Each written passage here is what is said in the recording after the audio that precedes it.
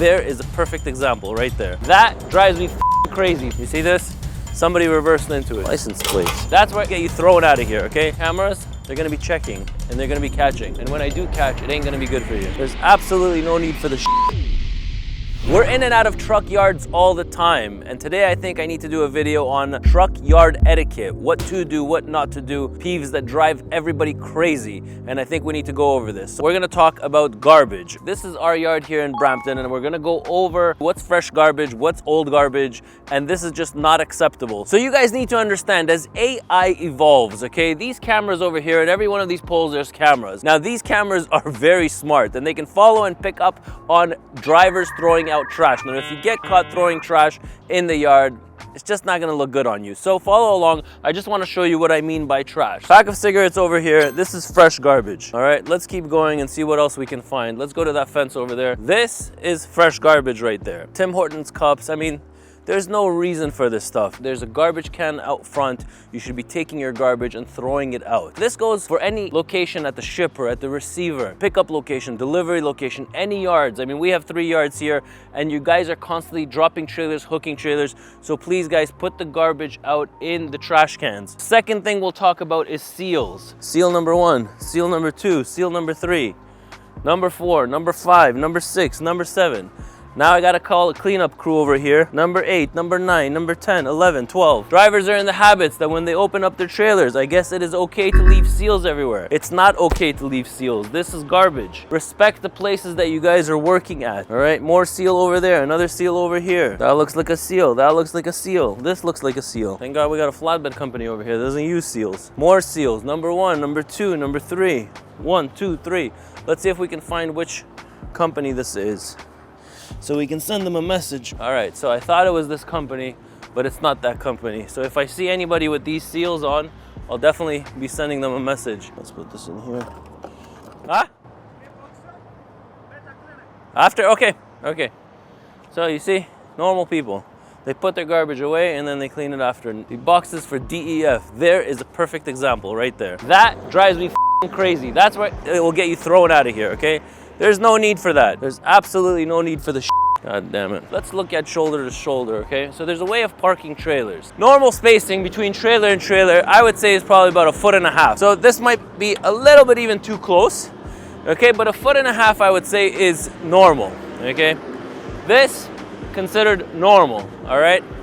Now you have the clowns that like to leave 2 feet. 2 feet, this is 3.5 feet.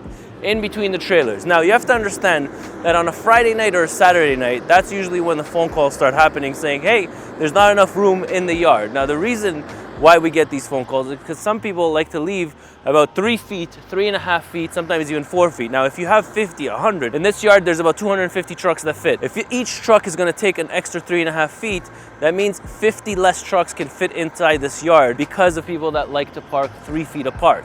Now if you look over there, there's another perfect example, another 3 feet apart. And follow me, let's go into the next example. That's another 3 feet apart. And that right there is how it should be. Probably 1.5 feet, maybe 2 feet apart. Sometimes you get the drivers that like to park their trailers on an angle, all right? So basically it'll start in the corner over there, and then the trailer is gonna probably come all the way over here, okay? So don't park your trailer in an angle, you're just taking up 2 spots. I mean, I don't mind if you're gonna be paying for 2 spots, but most people here pay for 1 spot. And 1 spot, you get 1 spot. So sometimes you get the guys that will just decide, okay, there's not enough room, or it's hard for me to get into that angle. So what they do, they just block off a hole and just leave their trailer out of nowhere. Now, when this happens, guys, you get a lot of people that are upset. For example, if there's a driver that's trying to leave and he's blocked in, he's gonna get really upset. Now, I tell everybody, anyone parking in this yard, if you ever have a situation where you're blocked in, feel free to call my cell phone, my personal cell phone, and I'll take care of it. There's absolutely no reason why anybody should block you as long as everybody's parking properly inside this yard. So what drives other drivers crazy would be if a trailer is way too low or way too high. So sometimes you have the guys that would, you know, drop their trailer all the way over here. So then the guy that's coming in, reversing and backing into this thing, all of a sudden has to get out of his truck. He's got to lift the dolly legs up. Okay, so don't drop your trailer too low, or don't lift it up also too high. Now, sometimes we have a row that's reserved for a company.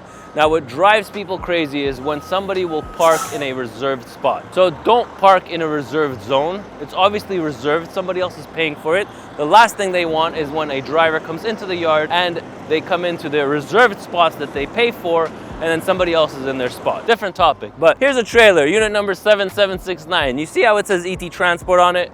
I sold this trailer 2 years ago, all right? Now, what drives me crazy is why in the world are my stickers still on it? So I contacted the owner, I told him, hey, buddy, remove my stickers. This is a reserved car parking zone, okay? You can see the way people park, all right? Now, at some point or another, today is Monday, all right, come Tuesday, come Wednesday, I'm gonna get a phone call most likely saying that, hey, Ronen, there's not enough space for the cars. Now, I have more than enough space for cars here, but people just like to park like prima donnas where they need 4 feet in between cars. Guys, if you're going to park, utilize the space, take 2 feet. You don't need 3 feet in between cars. And the last thing that I'm gonna talk about is be courteous with your speed. When you're driving into a parking lot, whether it is the shipper, the receiver, just a, drop hook yard, be courteous with your speed, because when you're flying in, okay, into a parking lot, obviously, first of all, you make a lot of mess that comes up, but also it's dangerous for other people, all right? So just be courteous with your speed. You don't need to go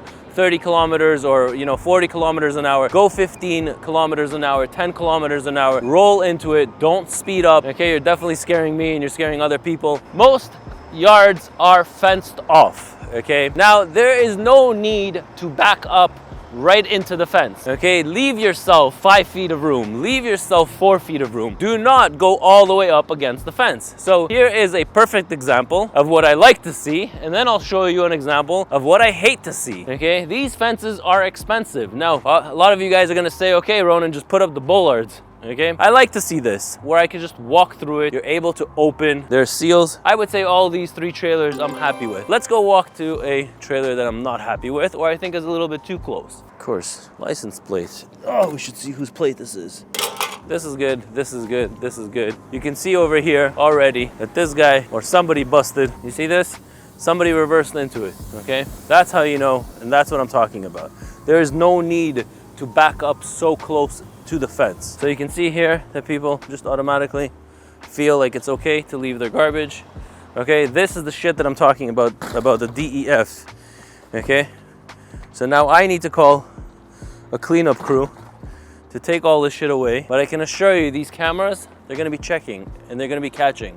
And when I do catch, it ain't gonna be good for you. Look at that, beautiful. Beer bottles. So, in closing, if this was your yard, how strict would you be on your policies in your yard? How strict would you be when it comes to garbage? What would you do if you caught somebody littering and throwing garbage out at your yard? I'd really love to hear some of your comments, and remember, respect the place that you work at. I'm Ronen, and I'll catch you in my next video.